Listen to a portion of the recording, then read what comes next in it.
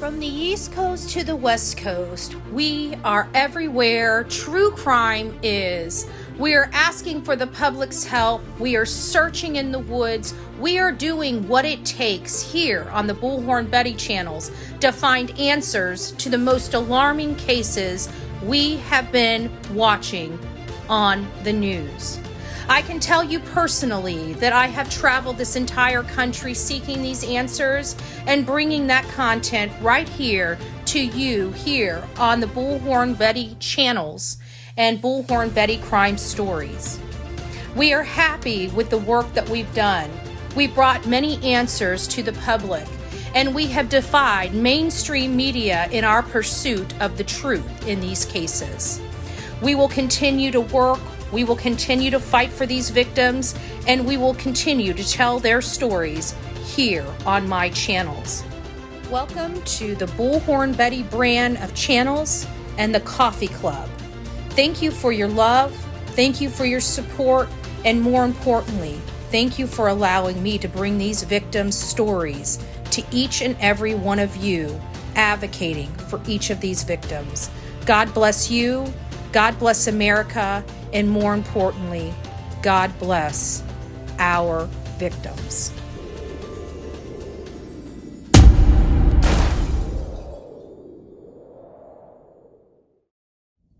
Hey guys, it's nice to see you all here this morning. Good morning, good morning. I've already done a live on YouTube because it's TGIF, so you guys have survived. It's Friday, it's Friday, it's Friday, it's Friday, yay. Guys, I got some really good news for you. It's like amazing news, and I want to wait for a few more people to come in before I give you guys all the good news. Well, hey Karen, I love ya. You were just with me. I feel like I got a stalker, a friendly one. We love you around. We love you around. I don't mind you following me from place to place. I don't mind. Oh, Sam, thanks. God bless you. God bless you. So, the good news, guys, is for 3 solid days. 3 solid, beautiful days. No issues with the car. No cranking up issues, no stalling issues. But you know what I did? I looked at my paperwork and I realized because when they told me I needed a new fuel pump, I'm like, wait a minute, it was just replaced. I kind of stopped him in his tracks. And I guess he didn't finish all the rest of the stuff on the list. So I had the mechanic only do the major things, like the pump and the solenoids. Well, I just found out when I read my paperwork that I also have a leaky water pump, and I'm like, shit, that sucks. That sucks bad.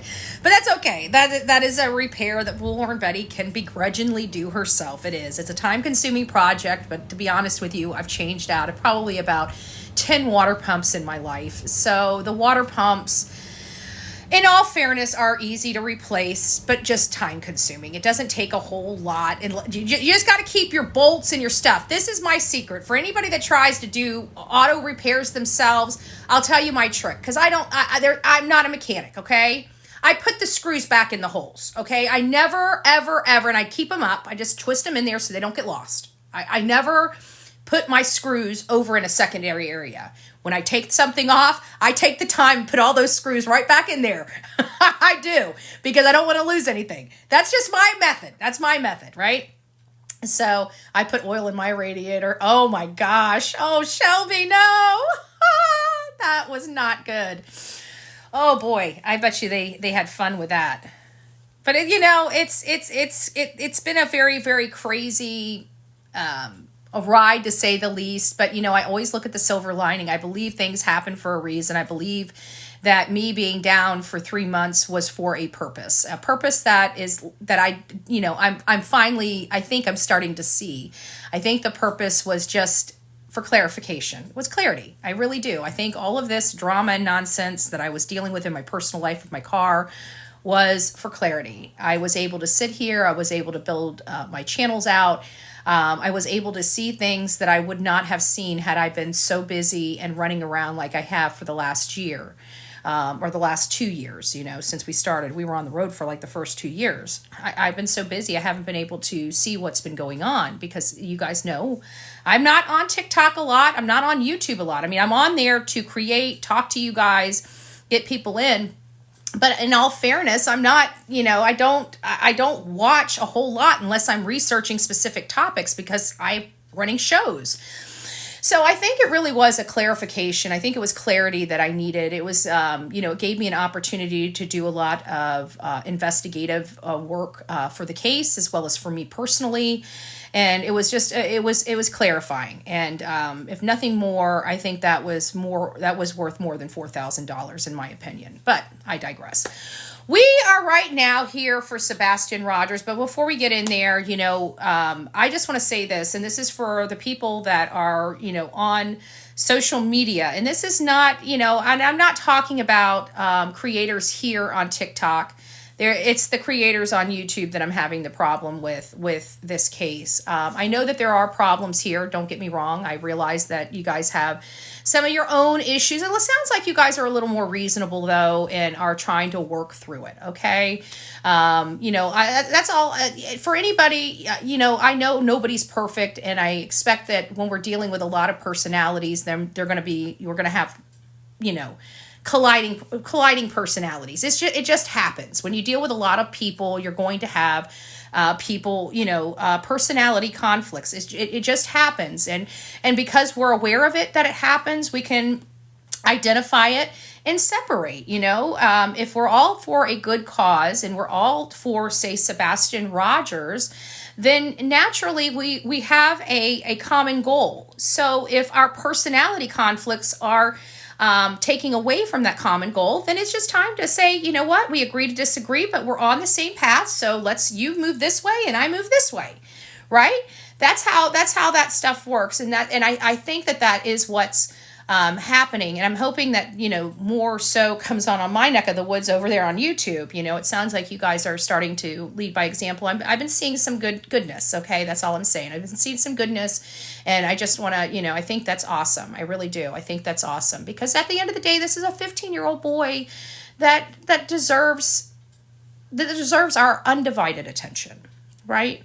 We all can agree that it sounds like there was things going on that many people didn't know about and going on in this young boy's life.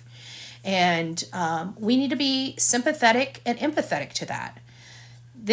Right now, there's a lot of fingers being pointed. Of course, I'm doing the same darn thing. So, I'm not saying that I'm better than the next person.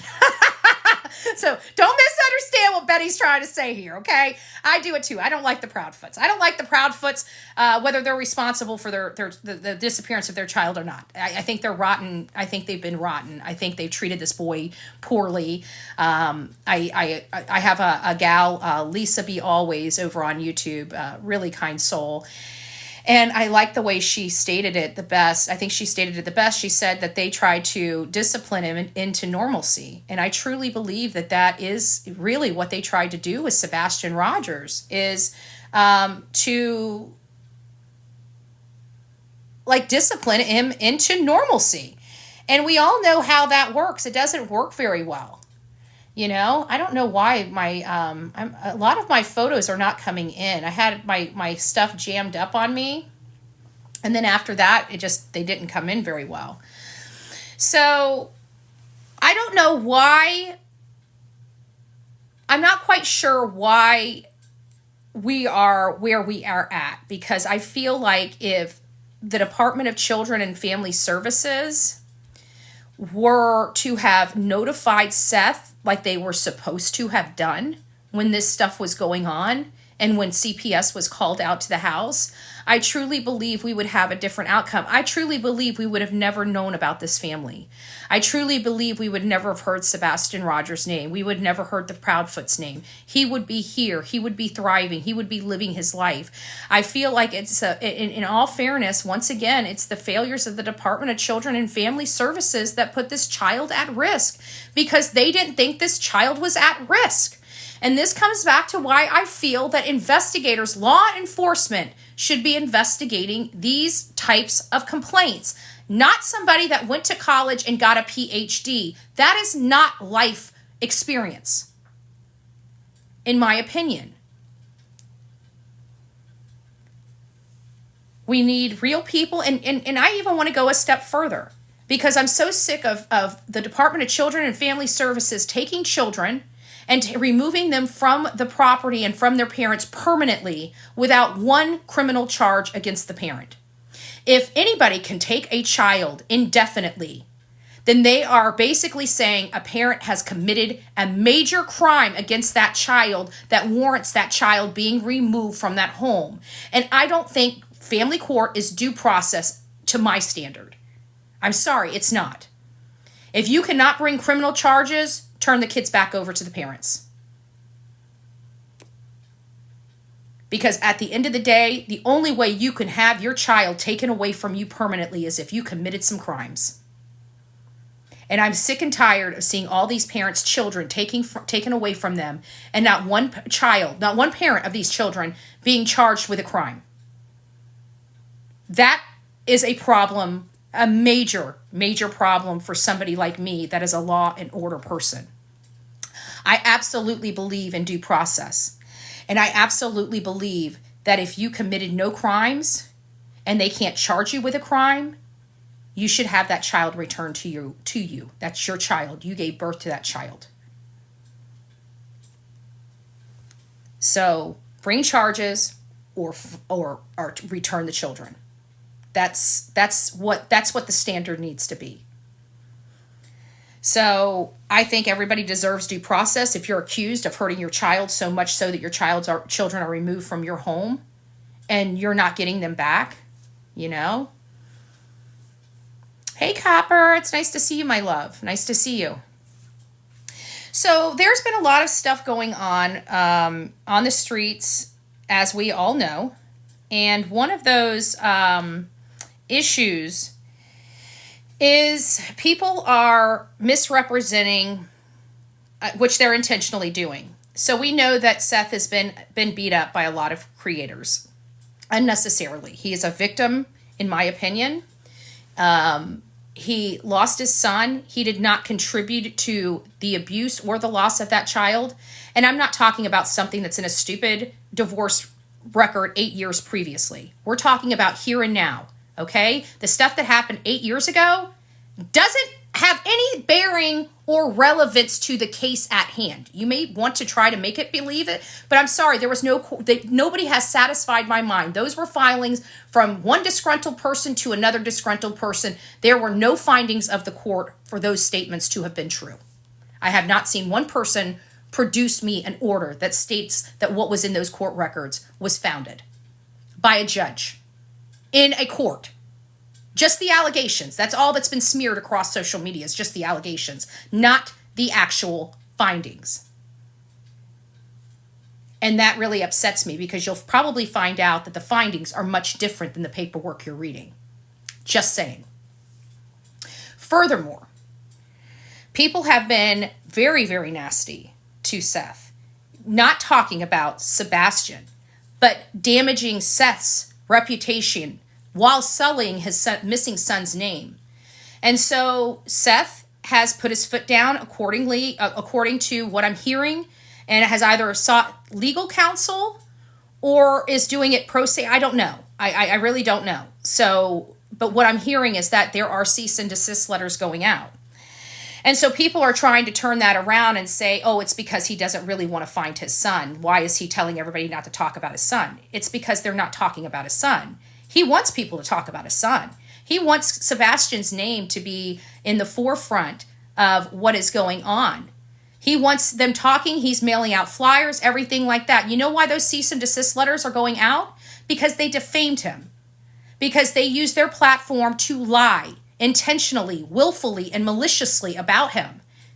So if his attorney is sending out cease and desist letters, it's not because he doesn't want to find his son.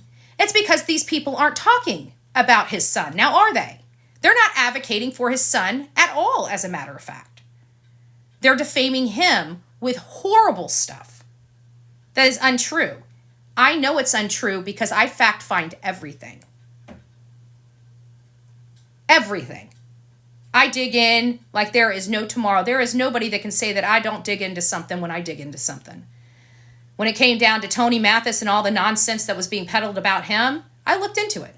It was all untrue. All untrue. We had a couple checks, and I'm like, are you kidding me? My 20s? I'm surprised I didn't go to jail. You're being honest, right? Maybe it would have made number 44 or 45, according to the hate channels. Whatever. That was a lie, too. But you know what I'm saying? Like, he was clean as a whistle. Like literally clean as a freaking whistle. And people were trying to say he was a felon. And people were buying into it because some Yahoo says he was a felon. Like, I'm just like, sometimes I got to come back here and I just got to bring it back. I just got to say, you know what, guys? Some days it's hard not to laugh. Some days it's hard not to hit my head against a hard surface. Some days it's hard to control my mouth from calling somebody a jackass or an idiot. Okay, it's hard. Some days it takes everything this girl has to keep my mouth shut. But the bottom line is so that we're ultra and crystal clear, like Crystal Clear Chris. Since we're ultra crystal clear, let's be honest. Nobody would be receiving a cease and desist letter if they were just talking about Sebastian, right? I know a lot of content creators that have large platforms that are talking about Sebastian's case and not receiving cease and desist letters. I wonder what the common theme of the people receiving the cease and desist letters are, right? What is the common theme? Oh, because they're jackasses and idiots that like to defame a man instead of advocate for his missing son. That's right. Oh, I forgot about that. Apparently everybody else does. It's so funny how people's memories, man, you guys just got a short-term memory problem. It's a little, I don't know what to say. I think Sunday was a whole setup. One thing talks, what does it say? Hold on, Tiffany. I think Sunday was a whole setup. No one talks about that day. No one talks about that day. And we talked about that on this. You know, as a matter of fact, let me go back to some of the stuff that I discussed this morning. And that's right up the alley, Tiffany. That was right up my alley. Where is it? I just talked about it this morning. Give me just a second. I was just talking about it this morning.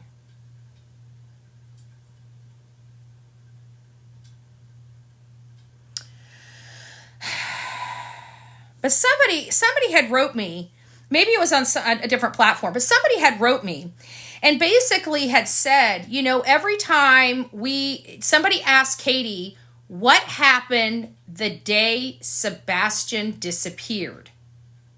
She always starts talking about the details of Sunday. I want to repeat that. Every time she is asked, and if you don't believe me, we got a list of interviews. Every time this lady is asked what happened the day that Sebastian disappeared, she talks about the entire day of Sunday. I think that's kind of a very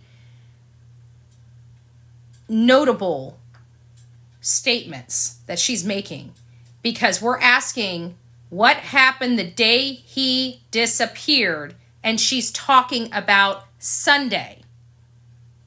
Does that make anybody feel like she's implying he disappeared on Sunday?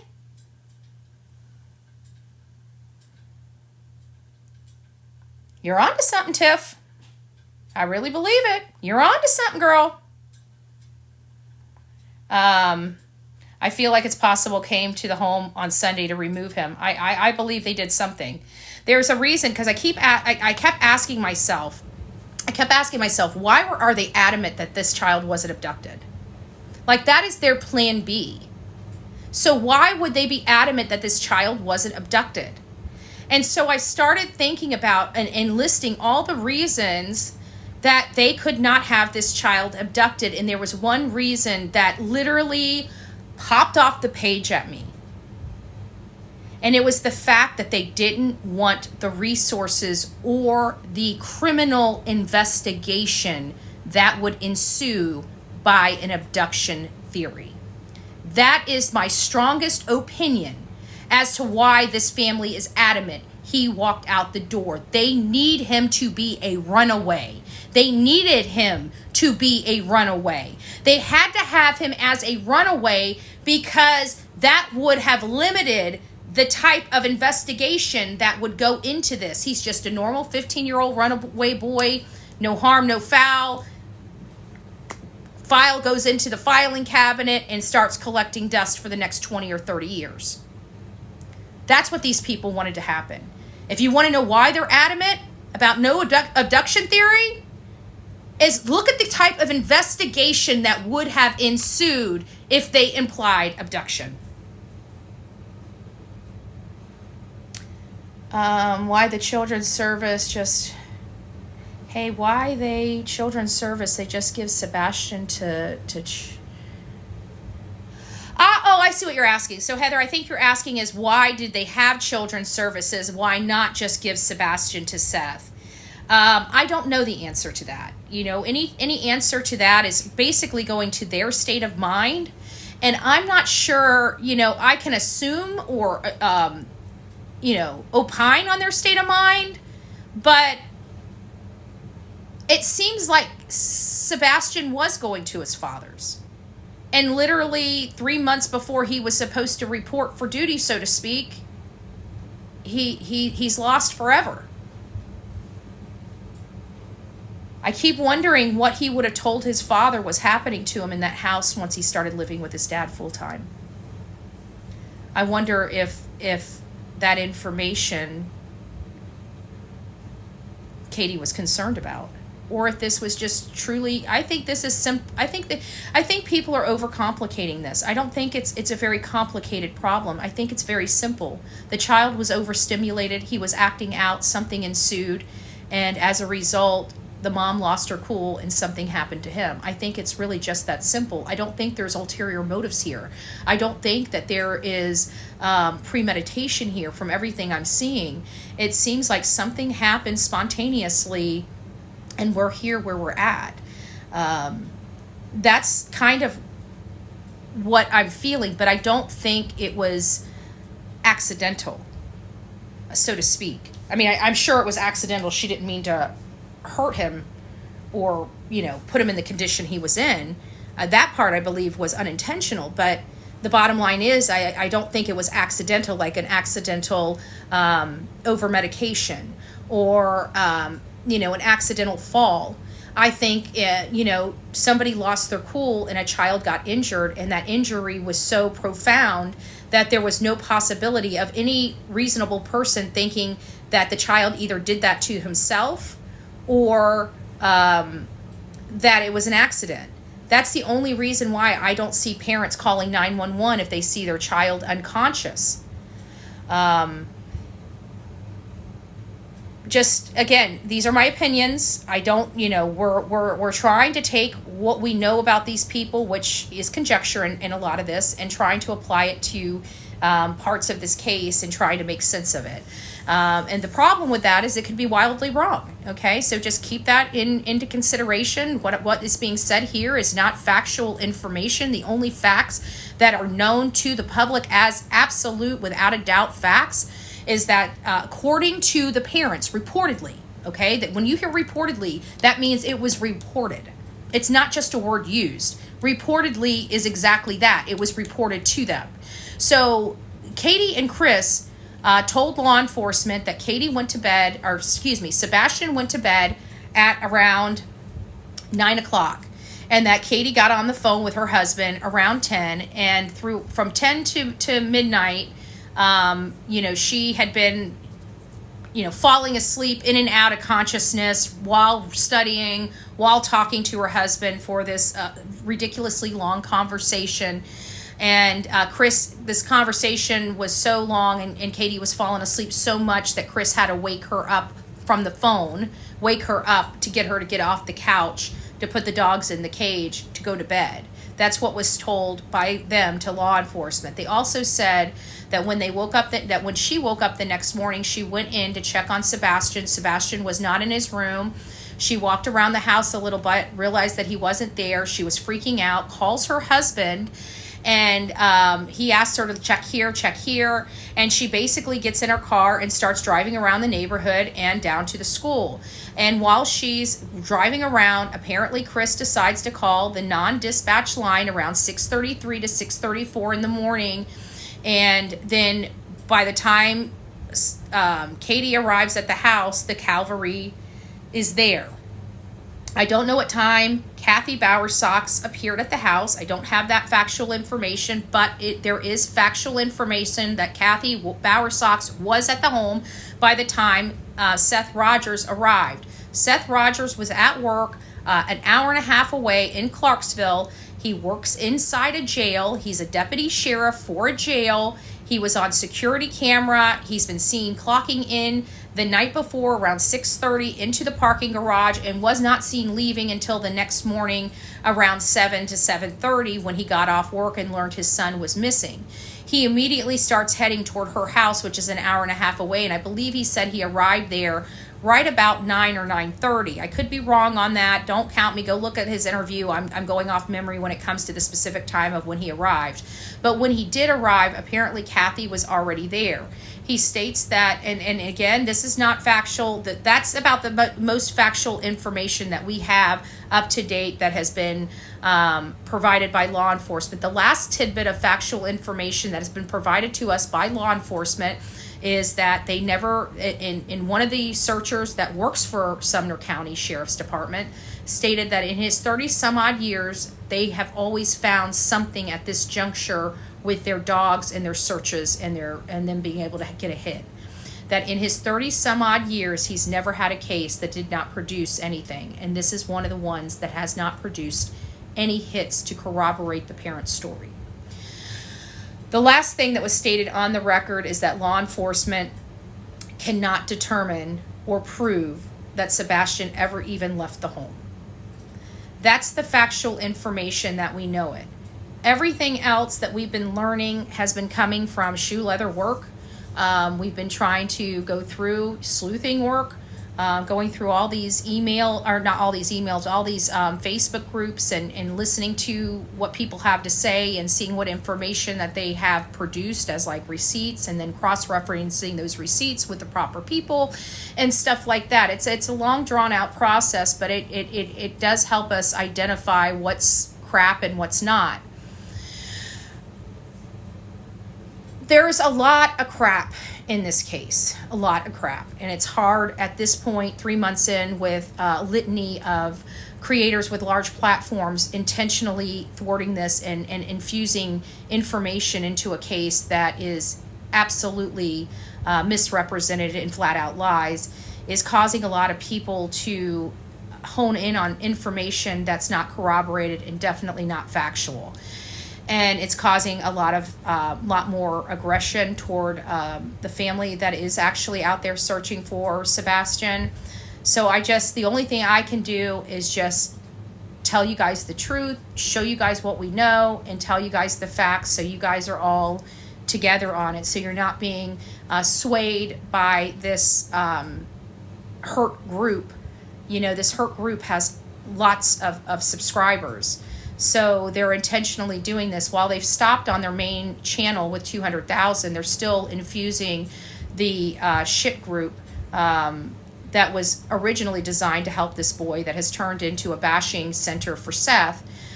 He's still posting nastiness and totally misrepresented truths while trying to say he's an investigative journalist.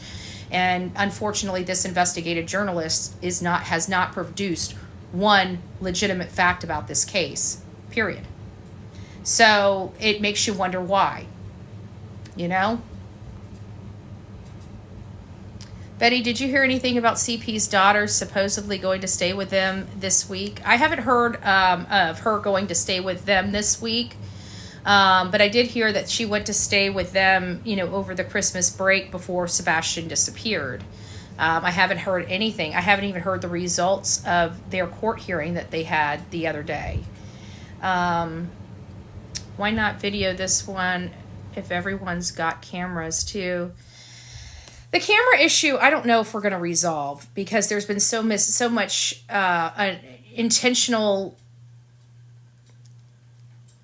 clarifications from the Proudfoots that, I mean, they've intentionally confused us about whether or not they've had cameras in that house. I don't think they've decided whether they want to have cameras in that house or not yet for their story. I think that's why it's so confusing for us, because they keep telling us they don't have cameras, but then they talk about these cameras, and it's like, at this point, I think they're intentionally and willfully trying to confuse the public. Intentionally. Have you seen the video surveillance that purported shows someone whipping Sebastian in the sun? I don't believe any of those, because why now? I've been doing this a long time, and when people have information, they dump that information anonymously early in the case. We have enough time where people can manufacture stuff at this point, 3 months later, because that does take a lot of time and to manufacture stuff. At this point, anything that's groundbreaking or jaw-dropping that's now being produced or dropped to the public, I don't believe any of it, because why now? That's going to be always my question. I know people, I know people's behaviors, and I know that if this was true, it would have been heard or seen long before now. It's a click and a view. It's deception. Don't fall for it. Seriously, don't fall for it. Oh, Chasing Crimes, it's nice to see you. Was it confirmed Chris was at work? Dreamer, how it went. Now, it's not corroborated to my satisfaction. What was said is that the private investigators, when Seth had the internet PIs, they said that they have corroborated that Christopher Proudfoot was at work by 5:15. Okay, that as far as him when he got on the crane and stuff like that, I haven't heard from a reliable source, so to speak, the time he's gotten on the crane. There was a post from somebody that was purportedly his supervisor that posted that he got on his crane at 7, and because of his bad attitude, he was kicked off the job site, and then he ended up going back to his house. So that was what we heard at the beginning. Now, I don't know if the guy that posted that really worked for him or anything, but it was going around. However, coming back to the 5:15, that did come from one of the internet PIs, the public investigators. And they said that they've confirmed that Chris was at work and clocked in by 5:15 that morning.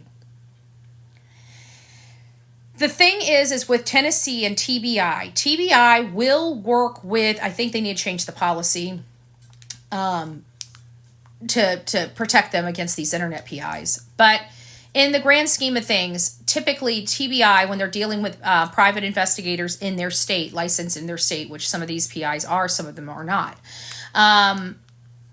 In the state of Tennessee, they will work with private investigators or provide them some type of information because they're private investigators.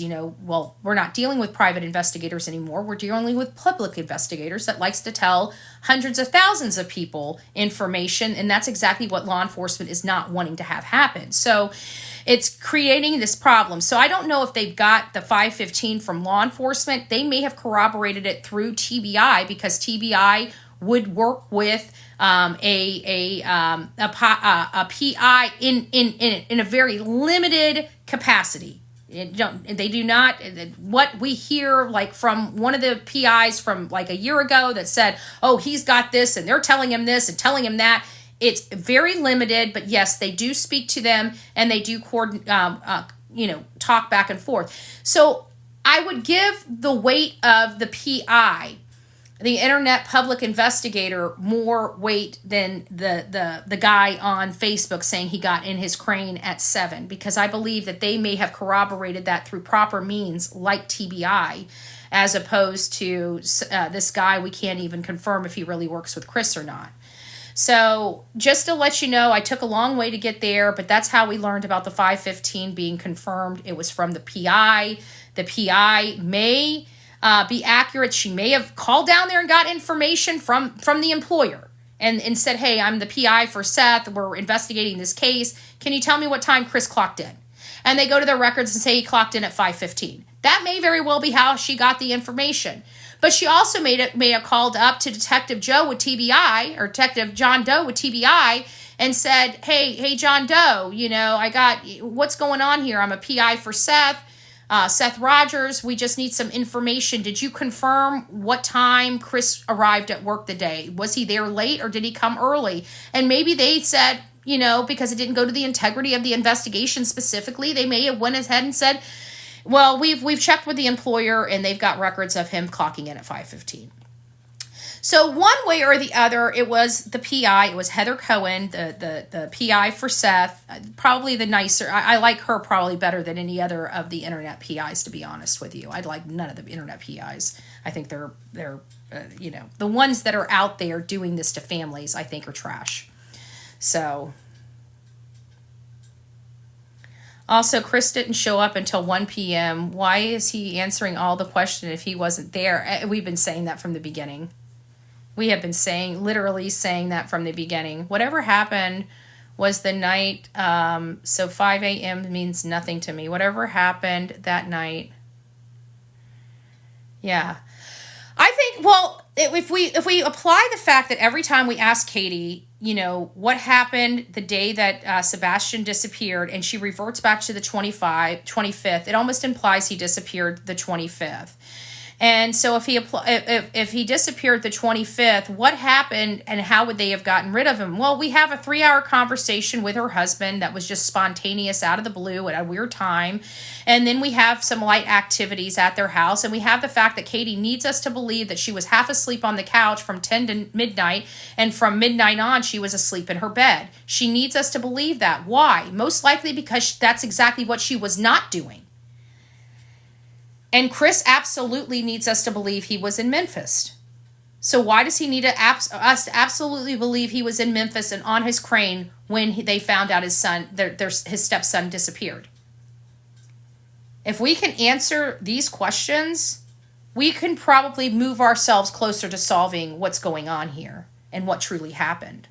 I feel like Chris left his phone in the camper on the call. Yep.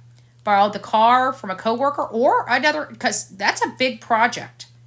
Those builders have company trucks out there for use because when they need to go pick up a part or something like that, they don't want their employee using their car because it takes on liability if that employer wrecks their vehicle while handling business duties for somebody else. It could become an insurance nightmare. It's a liability nightmare. So they may have vehicles on campus for people to use in their capacity of their job. Would Chris have access to those vehicles? Did he have access to additional phones? Did he have access to different types of equipment? What access did he have and how much access did he have? And what areas on the job site does he have access to?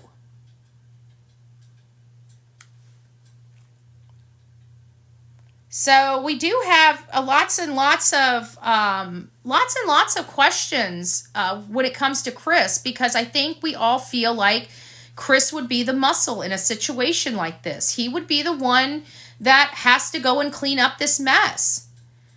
So I don't no longer believe Chris is responsible for what happened, but I definitely believe he is helping his wife as much as he possibly can to save her. And again, I keep wondering, I keep going back to the drawing board and keep wanting to know why would they have to do a specific thing? For example, why did they have to make sure we all were convinced that there's no, they went out of their way to convince us that there's no possibility of an abduction or an internet predator. Did you guys notice that? They literally went out of their way to make sure we knew that there was no possibility of Sebastian having an internet predator, so much so that they lied to our face by saying he has no access to internet at all. And now 3 months later, we're learning that that is not true. He's had access to the internet this entire time. It's just been structured, it's been monitored, and it's used as, according and reportedly from the parents, as positive reinforcement. He does not have access to it normally. They need GPS tracker logs from that day. I agree. I thought KP was in bed when she said she heard the thud. That's what she said at first. Actually, at first, she never said anything about a thud. The thud never came in until like the fourth interview. Because the first interview, she was trying to convince us she was asleep on the couch. You can't make this stuff up. You can't make this stuff up. It's like, good gracious. Like, I think they forgot their story. You know, I almost want to say, you know, I give people advice just to shut the hell up, you know, because I come from the legal background and I believe in the Fifth Amendment. Like, shut the hell up. You don't have to talk, don't talk. The less information people have, the better. Shut the, you know, if they were, because usually when the people came into a law office, they would deal with me, right? I would meet with them. I would get their information. I would, you know, analyze their case. I would see if it was something that was worth my attorney's time or not. And I got to tell you, if we're dealing with this, the first thing it said is shut the hell up. Don't talk to anybody about this matter. Don't say a word. This is what you can do. Do this, this, and this. That's it. These people keep talking and talking and talking because they need to convince the public. They need to convince the public. They need to use this as a time to convince I think they're using us as trial and error, throwing everything out to us and seeing how we analyze it so they know what to go back and tell law enforcement. Some days I feel like that. I truly do. I still believe the two flashlights were CP and KP looking for Sebastian after he ran out of the house. Well, God bless you. I just don't know how he ran out of the house, like, without freaking out. I really don't. And if he ran out of the house, then Chris was 3.5 hours away. Why would they just then be going out? Why wouldn't Katie have gone out 3.5 hours prior to that before Chris got there? I mean, somebody did identify him as being at his camper at 9 p.m. on the 25th. So we do have some type of, you know, unsubstantiated information that really does bode with the fact that Chris most likely was in Memphis at his campground, in his camper, when whatever happened, and he got a call. And yes, do I believe that those lights were his? Yeah, I do. I believe it was Chris and Katie that were there that night. And I believe that they both, like Katie, I think the reason why she needs us to believe she fell asleep on the couch is because she needs law enforcement to believe that that's why the phone didn't move and was on and active. And I keep wondering if they would be able to tell if there's any audio or if it's just dead air throughout that entire phone call conversation. She was sleeping, but also on the phone, but also studying. I know. I know. And it's so funny. Like, we could post that in this chat literally every single day, and I'd still get a kick out of it because it makes no sense to the normal person. Maybe he ran to Ice Cream Shop to get an extra malt. Oh, yeah, I wish he was on Ice Cream Shop photography. I wish he was there beating on the windows wanting his ice cream. I wish. You know, I really do. I wish. But you're such a great multitasker. Exactly, Crystal Pistol. Exactly. She's got it. She's got the it factor, right? Like, she can walk, talk, chew gum, tap her head, rub her belly, and shake it down. Man, she got it. She definitely got it. Maybe their cells have location on history. Yeah, I'm hoping. I remember we were able to see, I think if we go back to the Murdaugh trial, you know what they did to the Murdaugh trial?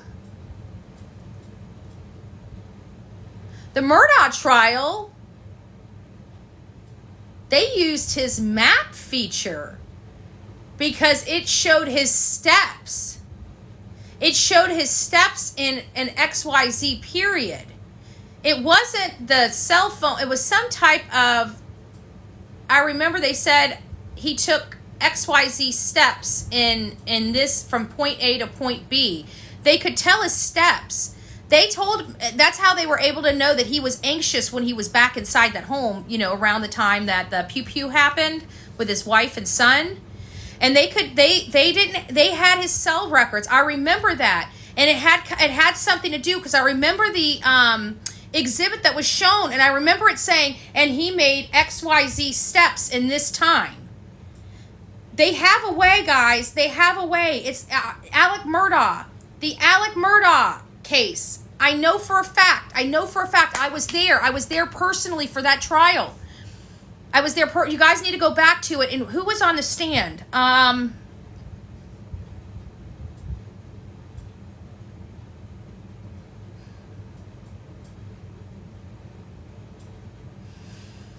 I don't remember the expert, but it was before Ken Kinsey. It was, if you're at Ken Kinsey's testimony, you went too far.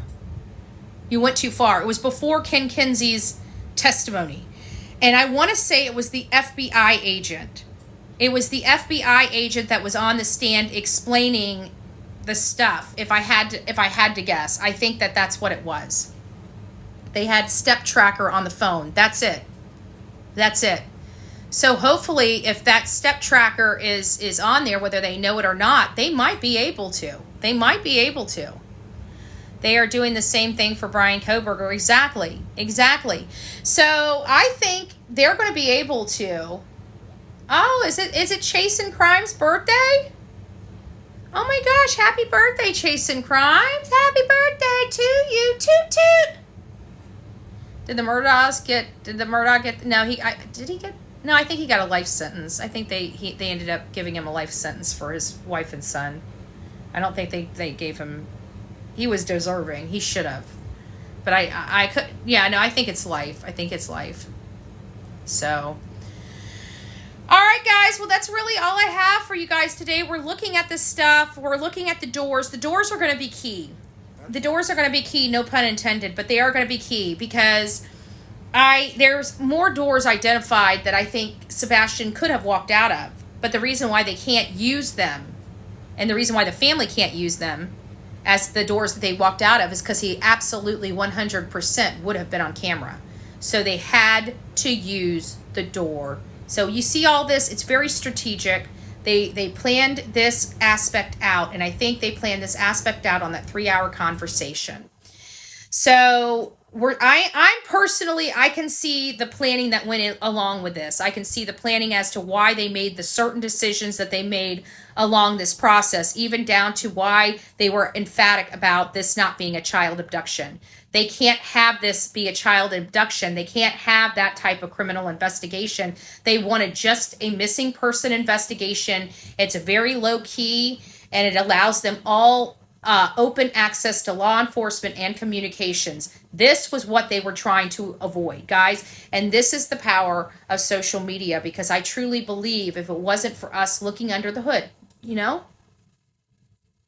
all fairness, I'm not saying anything or dogging law enforcement in any way, but I feel like they would not have taken this as serious as they did without us. I truly, truly, truly do believe that. And all of us. And this is why it's so important for all of us to get along.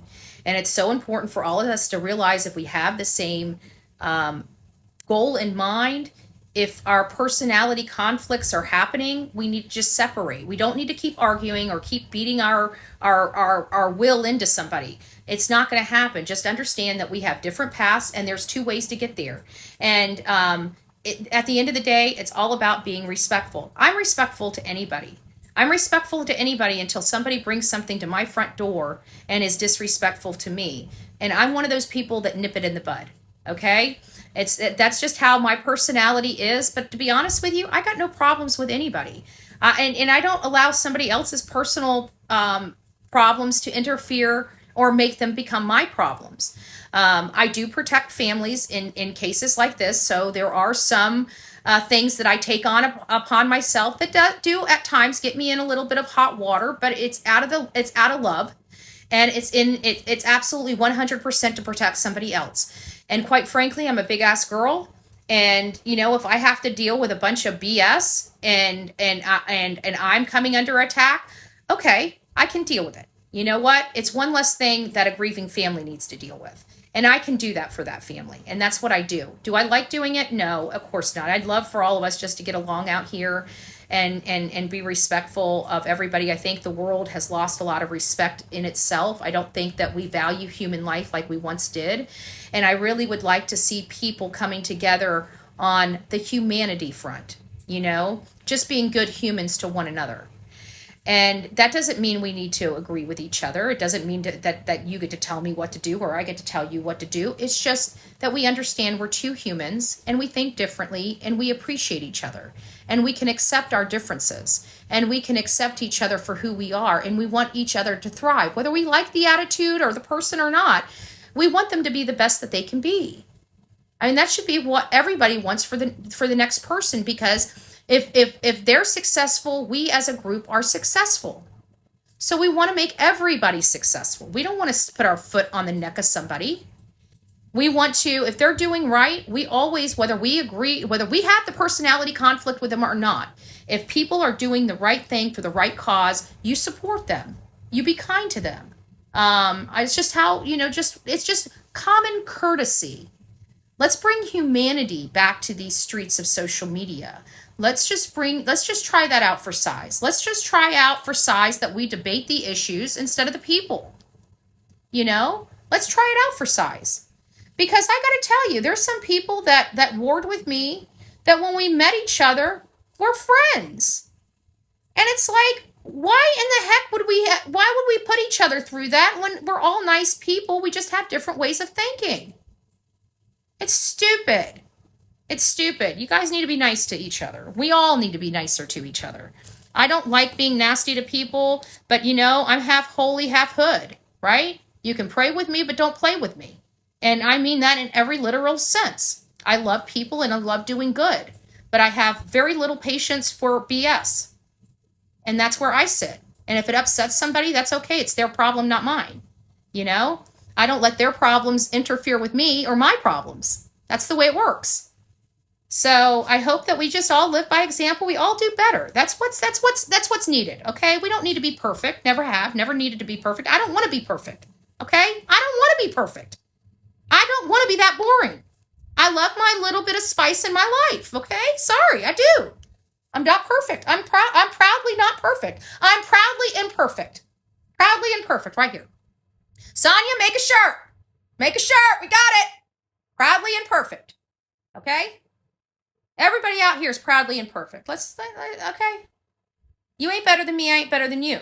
I may talk a little better, but hey, you may draw or create something better, right? So we all have our gifts. We all have our weaknesses. And, we can rely on each other to help each other with our strengths and use our weaknesses to help somebody else's, or use our strengths to help somebody else's weakness. We all have good stuff that we can contribute in this world, and I hope everybody does. So that's my message. We want to keep it about Sebastian, only about Sebastian. We are Sebastian's Army. We are Team Sebastian.